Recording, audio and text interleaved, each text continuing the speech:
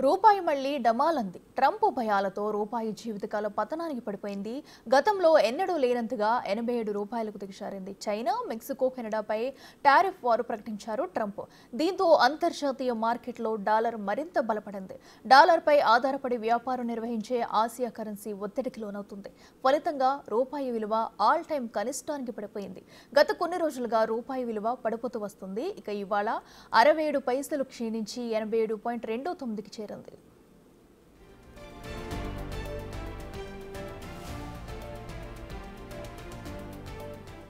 ఇటు దలాల్ స్ట్రీట్ కూడా షేక్ అవుతుంది. అంతర్జాతీయ మార్కెట్ల ప్రభావంతో దేశీయ సూచీలు నష్టాల్లో ట్రేడ్ అవుతున్నాయి. ఉదయం నష్టాల్లో ప్రారంభమైన మార్కెట్ ఏ దశలోనూ కోలుకోలేదు. ప్రస్తుతం నష్టాల్లోనే కొనసాగుతున్నాయి. ఎల్లుండి ఆర్బీఐ కీలక సమావేశం ఉంది. వడ్డీ రేట్లను తగ్గించొచ్చనే ప్రచారంతో ఇన్వెస్టర్లు ఆచితూచి వ్యవహరిస్తున్నారు.